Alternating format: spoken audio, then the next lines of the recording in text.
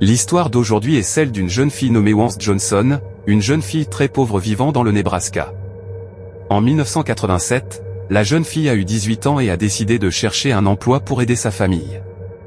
Elle a donc déménagé à Marble City à la recherche d'un emploi, car des familles très riches vivaient dans cette ville.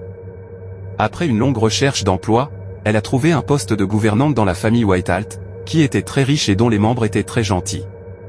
Au bout de peu de temps, Madame White s'est sentie à l'aise avec la jeune fille et l'a considérée comme sa propre fille, la traitant comme un membre de la famille. Elle lui dit, « Tu mangeras à la même table que nous, tu te promèneras et tu iras en vacances avec nous, tu termineras tes études universitaires, » et lui offre une voiture en cadeau. Elle n'arrivait pas à croire ce qui lui arrivait, elle était très heureuse et a vécu les meilleurs jours de sa vie avec eux parce qu'ils compensaient tous les jours de privation qu'elle avait vécu en tant qu'enfant. Tous ceux qui ont vu Wance pensaient qu'elle faisait partie de la famille White. Un jour, un homme de 40 ans nommé Bent Albert se promenait dans les quartiers riches à la recherche d'une victime à voler, mais alors qu'il se promenait à Marble City, il trouva une maison abandonnée où personne n'habitait, il décida donc de s'y introduire et d'y vivre puisque les propriétaires l'avaient abandonnée. Il est entré dans la maison abandonnée et a aménagé l'une des pièces dans lesquelles il allait vivre. Il a décidé que cette maison deviendrait un lieu pour lancer ses opérations de vol dans cette ville riche, et s'est donc assis devant la fenêtre pour observer le quartier et ses habitants, jusqu'à ce qu'il aperçoive Wins qui montait dans sa voiture et se dirigeait vers le supermarché. Ce jour-là, Madame White a demandé à Win d'acheter des choses au supermarché, mais Win a tardé à rentrer, 1 heure, 2 heures, 3 heures, et Win n'était toujours pas rentré, si bien que la famille s'est inquiétée à la nuit tombée et a appelé la police. Comme cette famille est très riche, l'officier est venu chez les White, et Madame White lui a dit que leur gouvernante était sortie depuis le matin et n'était pas revenue jusqu'à présent, et lui a dit, « J'ai très peur qu'il lui soit arrivé quelque chose, la fille est très gentille et nous l'aimons beaucoup. » Le policier lui a demandé quel type de voiture elle conduisait et elle lui a répondu qu'elle conduisait un certain type de voiture. Les policiers ont fait le tour de la rue et du manoir pour chercher la voiture, et ils l'ont trouvée dans l'entrepôt de la maison avec les articles que Win avait achetés au supermarché.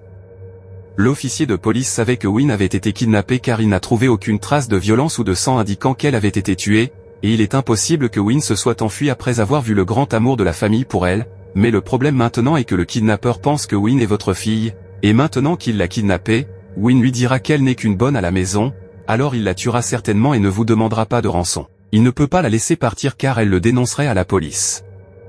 Madame White pleure et supplie le policier, lui disant qu'elle paiera la rançon tant que le voleur ne fera pas de mal à Wance. Le policier commença à réfléchir à la manière de dire au voleur que nous pouvions payer la rançon, en se disant qu'au moins, de cette manière, nous pourrions l'atteindre. Il a alors eu une idée et leur a dit, « Nous allons passer une annonce dans la presse, nous allons passer une annonce dans les journaux et dire que nous offrirons une récompense pour retrouver la jeune fille disparue, Wance, sans dire qu'elle a été enlevée, mais en donnant au voleur l'illusion que nous pensons qu'elle a disparu. » Malheureusement, le voleur n'a pas vu l'annonce. Quelques jours plus tard, ils ont eu le choc de leur vie. Monsieur White reçoit un appel téléphonique d'une personne inconnue qui souhaite parler à sa femme, Madame White. Madame White décroche le téléphone. « Bonjour. Qui est à l'appareil ?»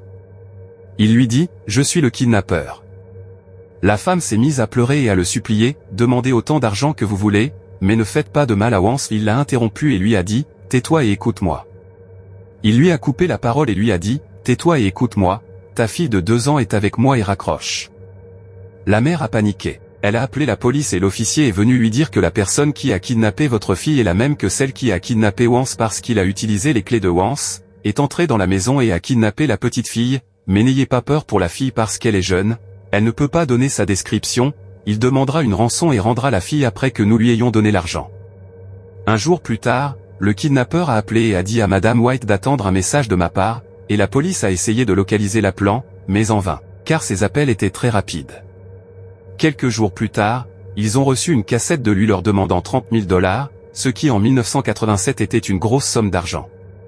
Il les a avertis de ne pas informer la police et a dit à Monsieur White de laisser l'argent dans votre voiture et de marcher jusqu'à la maison abandonnée dans votre rue, et quand vous arriverez, de sortir de la voiture et de retourner à votre maison, alors votre fille vous parviendra saine et sauve, mais si vous voyez un policier, je tuerai votre fille devant vos yeux. Et la date qu'il lui a donnée était une demi-heure plus tard. Monsieur White est parti rapidement et a apporté la somme que le voleur lui avait demandée, et une idée est venue à l'esprit du détective, il lui a dit que l'officier de police et moi nous cacherons derrière le siège arrière, et que lorsque le voleur montera dans la voiture, nous l'arrêterons. Bien que l'idée soit risquée, Il n'y a pas d'autre solution car le temps est compté et c'est ce que le voleur a délibérément fait. Lorsque l'heure prévue est arrivée, Monsieur White est allé chercher le montant de la rançon dans la voiture, l'a garé devant la maison abandonnée, en est sorti et est retourné à pied à la maison. Le criminel observait la situation et, lorsqu'il a vu que Monsieur White avait disparu, il est sorti de la maison abandonnée en tenant la fille comme bouclier humain afin que l'un des officiers de police ne lui tire pas dessus. Les policiers qui entouraient l'endroit ont pris peur et ont commencé à se dire qu'il ne fallait pas tirer de coups de feu par crainte pour la petite fille. Le criminel s'est approché de la voiture, a ouvert la porte côté conducteur pour s'assurer que l'argent s'y trouvait, a ouvert le sac d'une main et s'est assuré. Il a ensuite essayé de jeter le sac sur les sièges arrière, et dès qu'il l'a jeté, il a remarqué la présence de l'agent. Il a commencé à tirer et la balle a atteint l'officier, et lorsque le détective a entendu les tirs, il a ouvert la porte et s'est jeté de l'autre côté.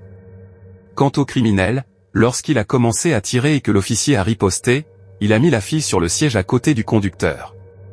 L'enquêteur l'a remarqué, l'a prise, l'a sortie de la voiture, l'a mise à terre, a sorti l'arme automatique qu'il avait sur lui et a tiré sur le criminel avec des balles très précises et mortelles, de sorte que le criminel est mort immédiatement, et malheureusement l'officier est mort lui aussi. La jeune fille a survécu et l'inspecteur l'a emmenée chez sa mère et a commencé à chercher Wins. Ils ont mis la maison sens dessus-dessous, mais en vain, ils n'ont trouvé aucune trace d'elle, de son corps, ni aucune trace d'un crime. Après une recherche approfondie, ils sont sortis dans le jardin et ont trouvé son corps caché sous un vieux bateau. Le corps était décomposé et après l'avoir emmené à la police scientifique, ils ont découvert qu'elle avait été tuée le jour de sa disparition, ce qui signifie que lorsque le criminel a su qu'elle n'était qu'une bonne, il l'a tuée immédiatement. Ainsi, lorsqu'ils ont fait paraître l'annonce de la récompense dans les journaux, il s'en est moqué car il l'avait déjà tuée, mais il a profité des clés qu'elle portait sur elle pour kidnapper la petite fille. Et c'était la fin de notre histoire.